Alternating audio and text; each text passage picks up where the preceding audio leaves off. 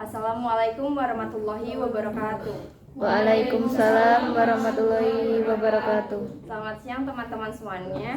Siang. Di sini saya Taskia Putri Kaustianto ingin membawakan sebuah cerita. Sebelumnya teman-teman udah pada dengar cerita tentang asal usul kota Bandung belum? Atau belum ya? Belum. Gimana tuh? Kenapa dinamain kota Bandung sih? Gitu kan? Jadi aku akan bercerita tentang asal usul kota Bandung. Jadi alkisah pada zaman dahulu di sekitaran Sungai Citarum hiduplah seorang kakek yang terkenal sakti mandraguna bernama Empu Wisesa. Empu Wisesa ini tinggal dengan seorang anak sematawayangnya bernama Sekar yang terkenal cantik jelita.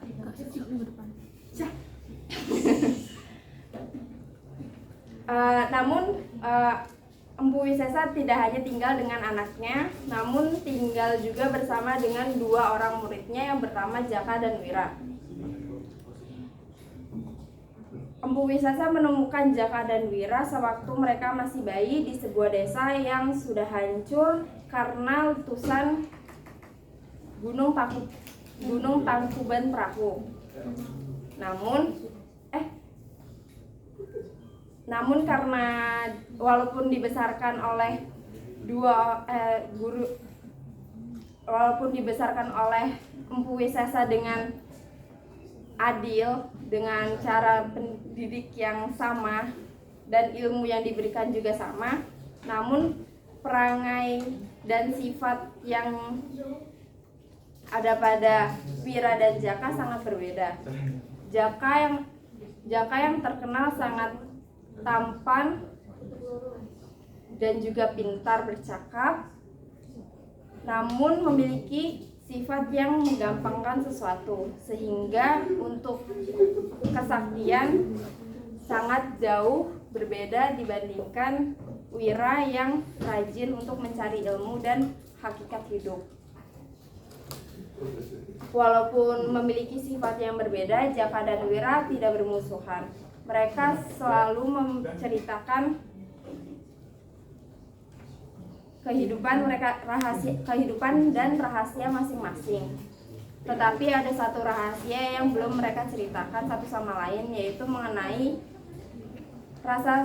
rasa sukanya terhadap anak sematawayang gurunya, yaitu Sekar. Lalu pada suatu hari Jaka menyampaikan maksud untuk melamar Sekar. Tanpa berpikir panjang, Empu Wisesa langsung mengiyakan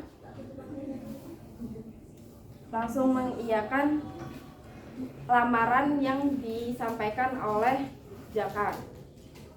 Karena Empu Wisesa juga berpikir bahwa anaknya Sekar akan menyukai Jaka yang tampan dan pandai. Lalu keesokan harinya Empu Wisesa memanggil anaknya Sekar untuk menyampaikan bahwa ia akan menikah dengan Jaka. Namun pada saat itu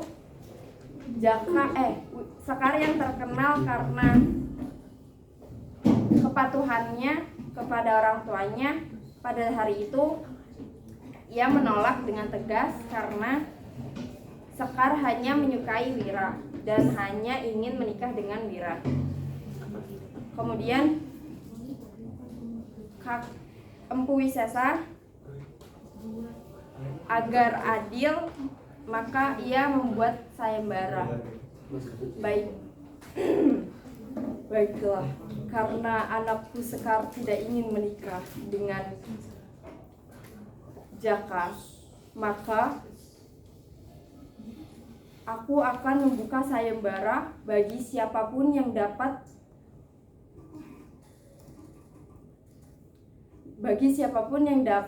mendinginkan lahar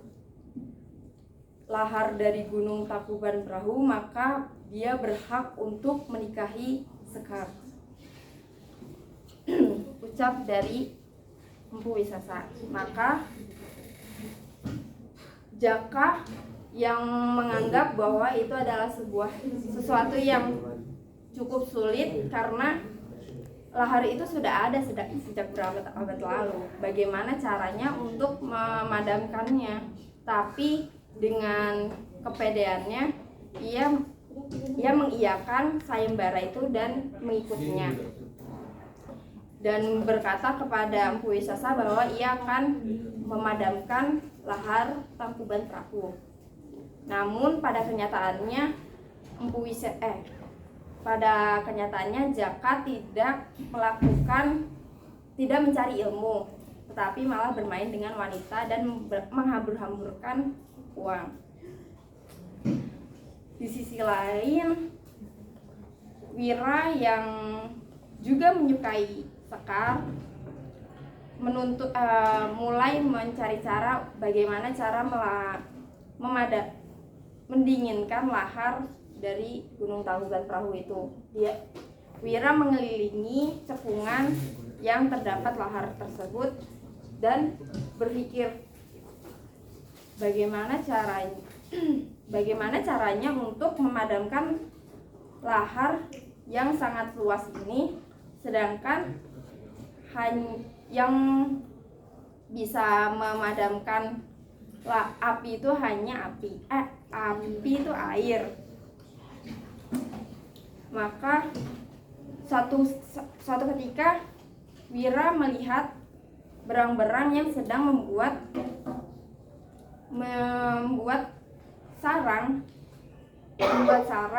bendungan dari ranting-ranting itu untuk ranting-ranting pohon. Kemudian Wira berpikir mungkin